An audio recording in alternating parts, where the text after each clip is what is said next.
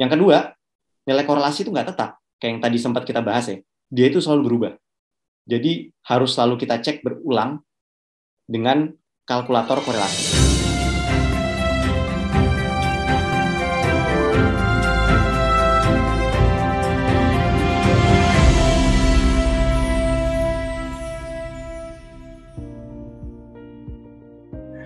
Baik, langsung kita mulai saja saya akan coba sapa Om Adi Murbini. Selamat malam Om. Malam Om Reza. Bukan main. Sehat Om ya? Alhamdulillah sehat. Wah keren tuh bajunya. Itu baju apa nama perusahaan? Ini seragam kalau kita lagi WFH Om. Iya. Harus pakai kaos ini. Oke.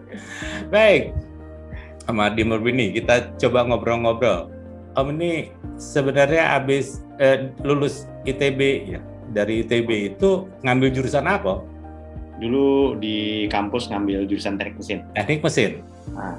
Oke. Dari teknik mesin lalu setelah itu lulus tahun berapa ya? Lulus sekitar tahun 2010 akhir lah. 2010 akhir. Oke. Aku lulus tahun 1990. Keren ya. Tahu nggak gitu ya? Kelihatan tuanya. Oke. Next, berikutnya adalah setelah lulus, lalu kerja di mana?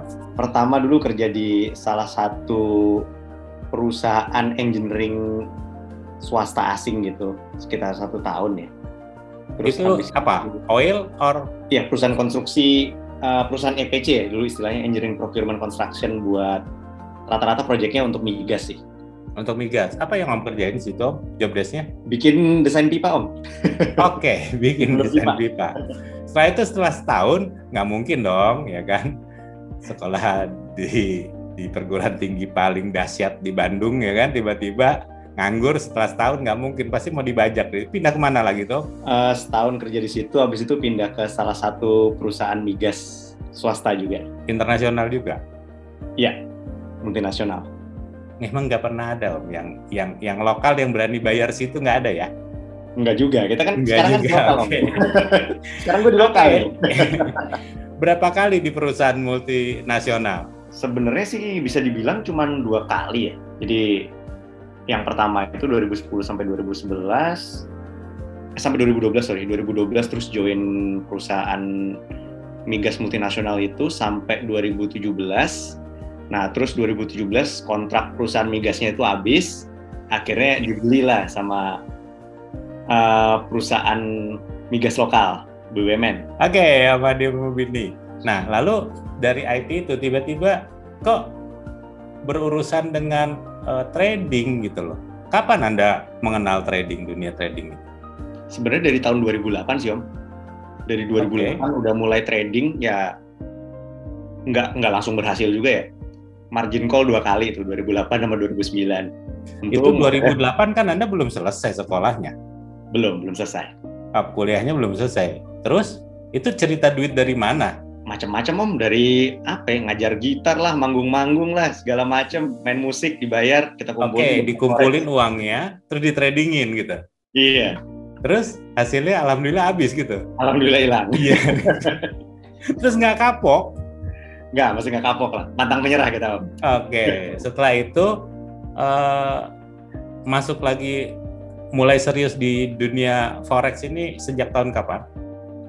Sempat vakum ya. Habis itu mulai serius lagi itu sekitar tahun 2017 lah, sekitar tahun 2017. Apa pemicunya? Apa ya? Waktu itu sebenarnya selain instrumen forex, gue juga ini sih Om. Ya saham juga sama ya, saham juga ada. Terus kita ya instrumen-instrumen lain juga ada. Cuman sebenarnya kalau misalnya kita bicara instrumen yang paling liquid, itu kan forex ya. Okay. Kita dengan berbagai macam kondisi, selama kita analisisnya benar, ya insya Allah masih bisa ngambil untung lah, gitu. Nah, itulah kenapa gue pilih forex, paling liquid. Nah, semenjak tahun 2017 sampai kapan Anda masih loss terus? 2017, bahkan sebenarnya sampai saat-saat terakhir juga sempat ya, pasti sempat loss ya, ada kepleset-plesetnya. Cuman alhamdulillah sekarang ya udah jauh lebih konsisten. Oke. Om boleh tahu plus minus setiap bulannya dapatnya berapa persen konsistennya? Soalnya kalau 3% setahun itu sama juga di bank naruhnya konsisten, iya. kan? Oke, tergantung sih Om. Kalau misalnya gue sebenarnya targetin kecil ya untuk forex, 3-5% per bulan tuh udah cukup. Cuman ya alhamdulillah rata-rata di atas itu loh. Iya, masalahnya kan aku nggak nanya equity-nya. Serem kalau nanya equity-nya karena 3-5% tapi equity-nya belakangnya tulisannya M, itu kan agak sulit kita ngobrolnya. Oke, Om Adi Murbini. Nah, malam ini banyak teman-teman suka bertanya sama saya. Ini ada ceritanya apa sih? Gue lagi nge-sell euro, USD, lalu gue juga lagi sell euro GBP misalnya. Seharusnya kan euronya melemah gitu ya. Lalu euro USD-nya turun, nah kenapa euro GBP-nya ikut naik gitu? Atau benar nggak ini punya suatu korelasi? Om, kita punya waktu sedikit, yuk bisa sharing masalah teori korelasi dengan slide-nya. Oke, siap. Gue izin sharing ya Om ya. Silakan. Assalamualaikum warahmatullahi wabarakatuh. Selamat malam teman-teman semua ya. Malam ini kita coba sharing-sharing sama diskusi, belajar bareng lah tentang teori korelasi di forex gitu. Yang pertama, materi ini bukan saran dan atau rekomendasi investasi. Pastinya ini semacam dasar teori. Nah, resiko kerugian yang terjadi di aktivitas perdagangan pasti menjadi tanggung jawab masing-masing individu. Nah, korelasi itu sebenarnya apa sih? Kalau misalnya kita coba cari definisi secara statistik, ini dan kita ambil yang definisi mudahnya ya. Korelasi itu hubungan yang terukur antara dua nilai pada suatu rentang waktu tertentu. Ada rumusnya pasti. Coba Om pakai bahasa manusia Om. Oh iya, ya intinya dia itu hubungan nilai A dan hubungan nilai B. Hubungan misalnya nih, Euro USD terhadap GBP USD contohnya, gampangnya. Pada suatu rentang waktu tertentu, selama 1 bulan, selama 300 hari terakhir, dan yang lain-lain. Gitu. Ada rumus statistiknya, tapi kita nggak usah bahas di sini karena gue sendiri aja bacanya pusing. Kan? Apalagi gue. Nah, kalau misalnya nilai korelasinya plus, itu pergerakannya cenderung sarah. Tapi kalau misalnya nilai korelasinya minus, itu pergerakannya cenderung berlawanan arah. Oke, tandanya dia masih dapetin data ya? Lewat pakai data ya? Harus pakai data. Oke, apa yang mendasari datanya? Nah, ini nanti kita bahas di slide-slide berikutnya, Om. Itu ada di slide terakhir sebenarnya. Ada banyak yang gara-gara Pak Joshua nih gue jadi nanya-nanya mulu kapan lanjut. Iya, kita lanjut dulu ya. Soalnya itu nanti ada di slide terakhir. Kita harus tahu apa yang jadi underlying dari korelasi itu. Gitu. Oke, kegunaan korelasi sendiri apa sih? Kan teman-teman mungkin pasti banyak lah senior-senior di sini yang udah lebih berpengalaman juga dari gue lah ibaratnya gitu ya.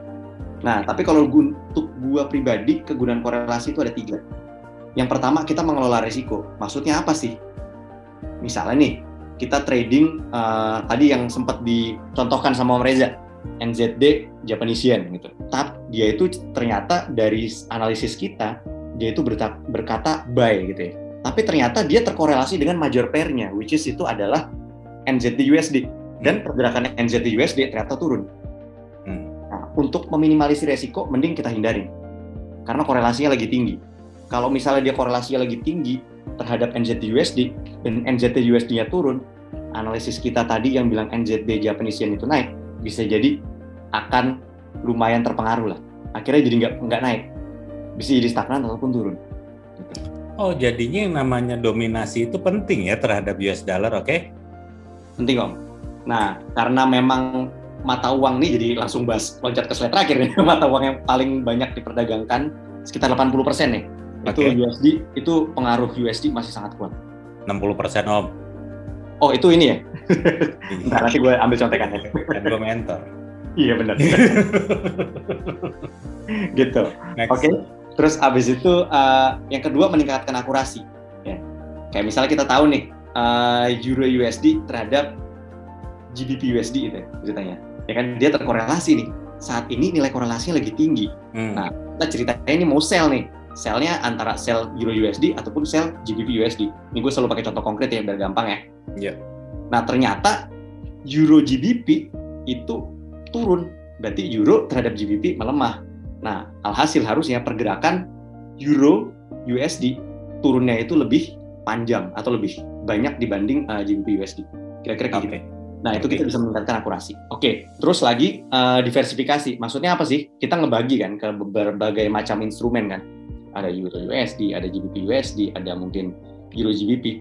Nah, dengan kita mungkin nggak bilang menguasai ya, dengan kita mengetahui teori korelasi yang kita punya antara satu instrumen dengan instrumen yang lain, kita bisa sebar-sebarin tuh, supaya paling enggak kita tuh bisa dapat cuan lah di tiap instrumen yang kita pasang posisi. Contoh, Euro USD turun, sell misalnya nih. Oh, GBP USD kita sell juga. Alhamdulillahnya ternyata bener nih, turun semua, ya kan? Habis itu si NZD USD ternyata turun juga, ada korelasi juga. Nah, itu kita bisa sebar di instrumen-instrumen yang cenderung memiliki arah yang sama. Contoh-contohnya gini nih, nilai korelasi plus harga cenderung bergerak searah. Ini gue nggak langsung ambil teori yang biasanya orang belak-belakan, cuman oke, Euro USD pasti korelasi sama GBP USD. Belum tentu.